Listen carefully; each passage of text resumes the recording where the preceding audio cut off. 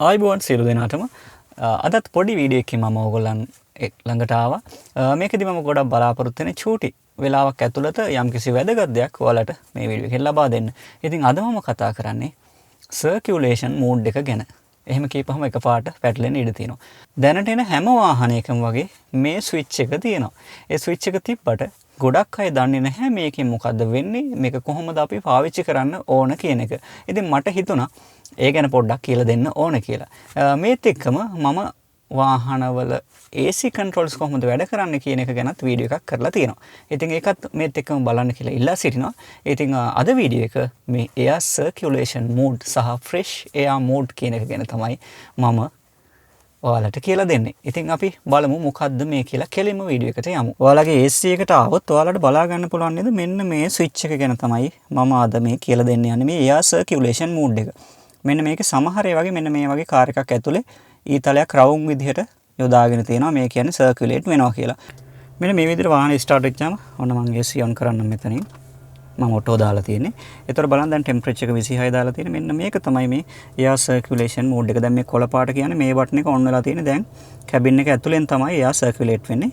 අපිට එළියෙන් හුලං ගන්න ඕන මෙන්න මේක එක සැර ප්‍රෙස් කරා නම් ඔන්න දැන් එන්නේ අර කැබින් ෆිල්ටර් එක හරහා මෙන්න ඔන්න දැන් ඔය එළියෙන් තමයි හුලං එන්නේ. අපිට ඒක අවශ්‍ය විදිහට ඒතකොට පාවිච්චි කරගන්න පුළුවන්. සමහර ඒ වගේ මේක බටන් එකක් වෙනුවට බටන් දෙකක් තියෙන්න ඉඩ තියෙනවා. සමහර ඒ වගේ නැති වෙන්නත් ඉඩ තියෙනවා ඔටෝමැටිකලි වැඩ කරන වාහනවල. දෙයක් කියන්න ඕන වීඩියෝ එක පටන් ගන්න කලින්ම මේ වගේ වීඩියෝස් ගොඩක් රීච් වෙනවා අඩුයි channel වල ටෙක්නිකල් වීඩියෝස් නිසා. ඉතින් මම ඔයාලට ඉල්ලා සිටිනවා ඔයගොල්ලෝ පළවෙනියට මේ වීඩියෝ එක ඇවිල්ලා බලන්න පටන් ගත්තා නම් පුළුවන් නම් වීඩියෝ එකෙන් භාගයකට වඩා වැඩියෙන් බලන්න උත්සාහ කරන්න. එහෙම බැලුවොත් කමෙන්ට් කරොත් ෂෙයා කරොත් මේ වීඩියෝ එක රීච් එක වැඩි වෙයි. අපි බලමු කොයි වගේ රීච් එකක් එයිද කියලා මේ වීඩියෝ එකට. මම දන්නවා ගොඩක් views එන්නේ නැහැ මේ වීඩියෝ එකට. ගොඩක් views ආවේ නැති වුණත් මගේ subscribersලට මේක බලන viewersලට වැදගත් වන දෙයක් නිසා මම වීඩියෝ එක කෙටියෙන් කරනවා ඔයාලට ඉගෙන ගන්න ඕන නිසා සහ වැදගත් වන නිසා. මේ මෝඩ් දෙකේදී වෙන්නේ අපිට මේ කැබින් එක සංවෘතයිනේ කියන්නේ වැහිලා තියෙන්නේ. එතකොට වාහනේ කැබින් එක වැහිලා තියෙද්දි අපිට ඕන නම් එයා එළියෙන් ගන්න පුළුවන් AC එකට. එහෙම නැත්නම් අපිට මේ තියෙන එයාම සර්කියුලේට් කියන්නේ මේකෙම සර්කියුලේට් කර හදාගෙන ඉන්නත් පුළුවන්. අන්න එතකොට මේ ස්විච් එකකින් කියන්නේ මේ කාර් එකට මේ තියෙන එයා එක්ක සර්කියුලේට් කරන්න කියනවා තියෙන එයාම. එහෙම නැත්නම් එළියෙන් එයා ගන්න කියනවා. ඒ එළියෙන් එයා ගන්නවා කියන්නේ ඇත්තට මේක එන්නේ ෆිල්ටර් එකක් හරහා. ගොඩක් වෙලාවට හීටර් කෝ එකත් හරහා තමයි එන්නේ. ඒකත් දැනුවත් වෙන්න ඕන. මොකද ෆිල්ටර් එකක් හරහා අනිවාර්යයෙන්ම කැබින් එක ඇතුළට එන්නේ. එතකොට මෙන්න මේ මෝඩ් දෙකේදී ඒතර ඔයාලා දැන් දන්නවා සර්කියුලේට් වෙනවා. ඊට පස්සේ එළියෙන් ගන්න පුළුවන්. මෙන්න මේ ක්‍රම දෙක. සර්කියුලේෂන් මෝඩ් එකට දාපුවාම අපේ AC එකට ලේසියෙන් වැඩ කරන්න පුළුවන්. මොකද කැබින් එකේ තියෙන එයා එක විතරක් එයා සර්කියුලේට් කර සීතල කරන්නේ. AC එකකින් වෙන්නේ මොකද්ද කියන එක මම වෙන වීඩියෝ එකකින් කරන්නම් කොහොමද AC එක වැඩ කරන්නේ කියලා. ඒකත් ඔයාලට වැදගත් වෙයි.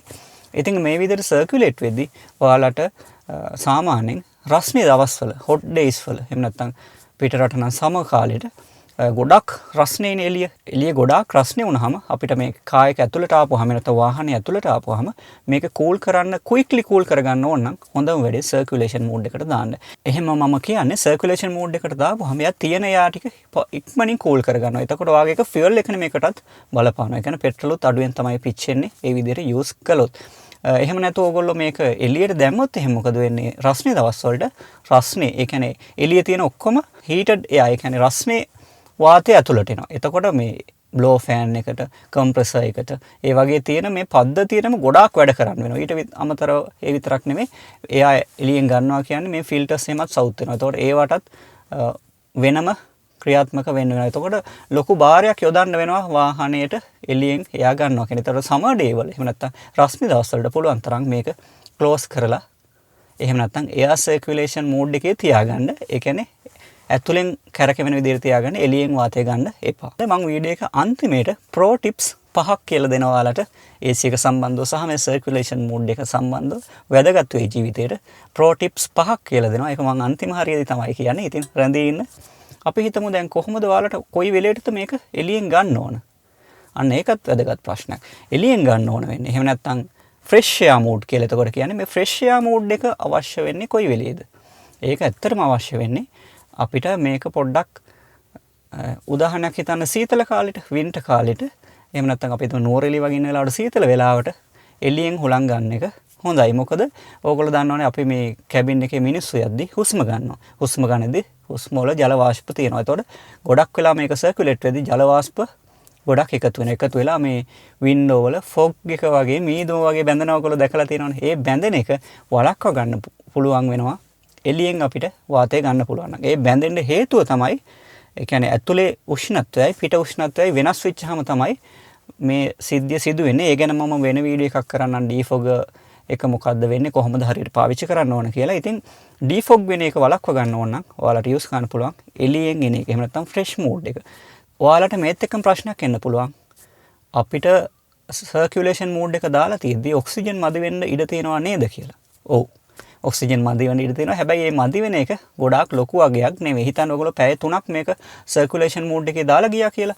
එතකොට ඔයාලට ඔක්සිජන් අඩු වෙන්න පටන් ගන්නවා. හැබැයි නිතින්ම ඒ වගේ වෙලාවට එක්ක අපෙන් ජනේලයක් ඇරෙනවා. එහෙම නැත්නම් දොරක් ඇරලා එක්ක නවත්තන්න සිදු වෙනවා. මොන හරි හේතුවක් නිසා අපිට ඇත්තටම ඒක ඔක්සිජන් ගන්න පුළුවන්කම ලැබෙනවා. එහෙම බය වෙන්න දෙයක් නෑ, මොකුත් වෙන්නේ නැහැ. එහෙම නොලැබුණොත් තමයි පොඩ්ඩක් ওই නිදිමත ගතිය, මහන්සි ගතිය එහෙම දැනෙන්න පටන් ගන්න. ඒ දැනෙද්දි අපිට ස්වභාවයෙන්ම මිනිස්සුන්ගේ ස්වභාවයෙන්ම ඔක්සිජන් ගන්න ඕන දෙයකට අපි යොමු වෙනවා. එතකොට ඔක්සිජන් නිසා සිදුවෙන ප්‍රශ්න අතන සිදු වෙන්නේ නැහැ. නවීන වාහනවල ඔයගොල්ලෝ දැකලා ඇති මේ එයාර් සර්කියුලේෂන් කියන බටන් එක නැහැ. එහෙම වෙන්න හේතුව තමයි ඒක වාහනේ ඔටෝමැටිකලි මේ ඔන් කරන්න ඕන එක ඕෆ් කරන්න ඕන එක තීරණය කරලා AC එකෙන් මේක සිදු කරනවා. ඉතින් එතකොට ඔය ඒ වගේ වාහනවල ඔයාලට බලා ගන්න හම්බෙන්නේ නැහැ. හැබැයි ගොඩක් ඒ වගේ මේ එයාර් සර්කියුලේෂන් මෝඩ් එක තියෙනවා. එයාර් සර්කියුලේෂන් මෝඩ් එක ඒතකොට ඔයාලා දන්නවා කොහොමද යූස් කරන්න ඕන කියලා. උෂ්ණත්වයේ තියෙන දවසක හොට් ඩේ එක පුළුවන් තරම් සර්කියුලේෂන් මෝඩ් එක දාගන්න පෙට්‍රල් ඉතුරු කරන්න පුළුවන්. ඉක්මනට කැබින් එක කූල් කරගන්න පුළුවන්කම ලැබෙනවා. ඒ වගේම ෆ්‍රෙෂ් එයා ගන්න ඕන වෙච්චාම ඔයාලා ඒක ගන්නවා නම් සීතල දවස් වලට ඩීෆොග් වෙන එක වළක්වා ගන්න අපිට එළියෙන් හුලං ගන්න පුළුවන්. හැබැයි එළියෙන් හුලං ගන්නකොට විශේෂයෙන් දැනුවත් වෙන්න ඕන. මොකද එළිය එච්චර සුන්දර නැහැ. ඒ කියන්නේ එක එක ගඳවල් එනවා.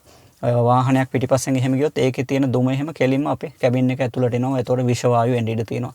දූවිලි විශාල වශයෙන් එන්න ඉඩ තියෙනවා. ඉන්ටීරියර් සවුත් වෙන්න ඉඩ තියෙනවා. එතකොට ඔයාලට ෆ්‍රෙෂ් එයා ගන්න ඕන වුණාට එකපාරට ගන්න එපා. හොඳට තීරණය කරලා බලන්න එළියේ තියෙන එයා හොඳට තියනවද කියලා. හොඳට තියනවා නම් විතරක් ෆ්‍රෙෂ් එයා ගන්න මතක් කරලා නැත්නම් ගොඩක් අපහසු වෙනවා. ඒකත් ඊට වඩා අපහසුයි. ඒ වගේම ෆ්‍රෙෂ් එයා මූඩ් එක අපිට වැදගත් වෙනවා. අපේ වාහනේ ඇතුලේ පොඩ්ඩක් දුඟද ගතියක් තියෙනවා නම් මොනවා බෑඩ් ස්මෙල් තියෙනවා නම් අන්න ඒ වෙලාවටත් ෆ්‍රෙෂ් එයා අරගෙන මේක පොඩ්ඩක් සර්කියුලේට් කරලා දාන්න. ඒකත් හොඳයි.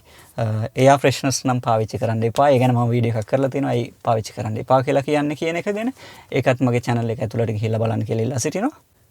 මං හිතන්නේ දැන් ඔයාලා දන්නවා එයා සර්කියුලේෂන් මූඩ් එක එහෙම නැත්නම් ෆ්‍රෙෂ් එයා මූඩ් එක මේ මූඩ් දෙක මොනවද කියලා. මේ මූඩ් දෙකේදී වෙන්නේ එළියෙන් හුලං ගන්නවද නැද්ද කියන එක තීරණය වෙනවා මේ මෝඩ් දෙකේදී. ඉතින් ඒක දැනගෙන පාවිච්චි කරන්න අනිවාර්යයෙන්ම ඔබට මේක වැදගත් වෙයි කියලා මම හිතනවා.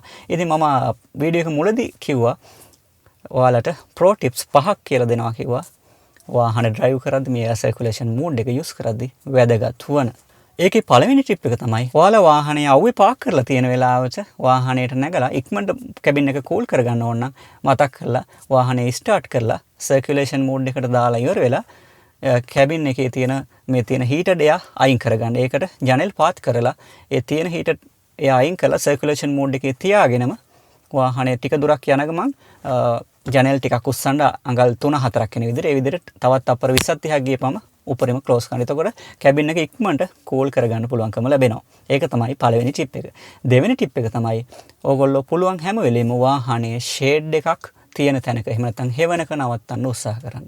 ඒක ඔබට ගෑස් මයිලේජ් එක එහෙම නැත්නම් පෙට්‍රල් කන්සම්ප්ෂන් එක අනිවාර්යයෙන්ම අඩු වෙන්න උදව් කරගන්නවා. ඒ වගේම තවත් ඉන්ටීරියර් සවුත් වෙන එක වළක්වා ගන්න පුළුවන්කම ලැබෙනවා. හීට් එක නිසා වෙන ප්‍රශ්න තියෙනවනේ ඩෑෂ්බෝඩ් එකෙම සවුත් වෙනවා. ඒව වළක්වා ගන්න පුළුවන්කම ලැබෙනවා. ඉතින් ඒක තමයි මගේ දෙවෙනි ටිප් එක. තුන්වෙනි ටිප් එක තමයි ඔයගොල්ලෝ පුළුවන් හැම වෙලේම සන්ෂේඩ් එකක් පාවිච්චි කරන්න. සන්ෂේඩ් එකක් කියන්නේ ඔයගොල්ලෝ දන්නවා ඇති වින්ඩ් ස්ක්‍රීන් එක ඉස්සරහට පස්සට පාවිච්චි කරන්න පුළුවන්. ආෆ්ටර් මාකට් ගන්න පුළුවන්.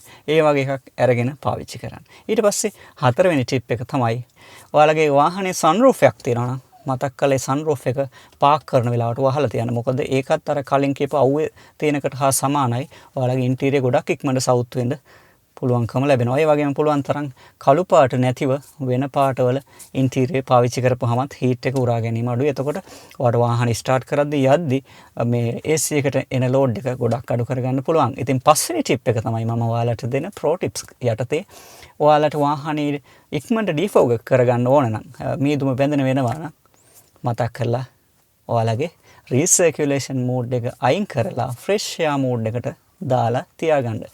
ඒකෙදි ඔයාලට මම හිතන්නේ මේ ප්‍රෝ ටිප්ස් පහත් යූස් කරන්න ජීවිතේට වැදගත් වෙයි කියලා මම හිතනවා. ඉතින් මේ වීඩියෝ එක ෂෝට් විදිහට මම කරන්න හිතුවේ මොකද රිවිව්ස් අස්සේ ටෙක්නිකල් කියලා දෙන්න ගියපුවම වීඩියෝ එක දික් වෙනවා. ඒතකොට මට මිනිස්සු බයිනවා දෙක් වෙනවා කියලා. ඉතින් මම ඒ හින්දා පුළුවන් තරම් දැන් ඉදිරියට මේ වගේ පුංචි වීඩියෝස් වලින් ගෙනත් දෙන්නම්. එතකොට ඔයාලට මගේ රිවිව්ස් බලන අතරේ මට එතකොට මේක එක වචනකින් මේක සර්කියුලේෂන් බටන් එක කියලා කියන්න පුළුවන්. එතකොට ඒක මොකද්ද කියන එක මේ වීඩියෝ එකෙන් දැන් ඔයාලා ඉගෙන ගන්න ඇති. ඉතින් එහෙනම් මම ගිහිල්ලා එන්නම්. සියලු දෙනාටම තෙරුවන් සරණ ප්‍රාර්ථනා කරනවා. පරිස්සමට ඉන්න.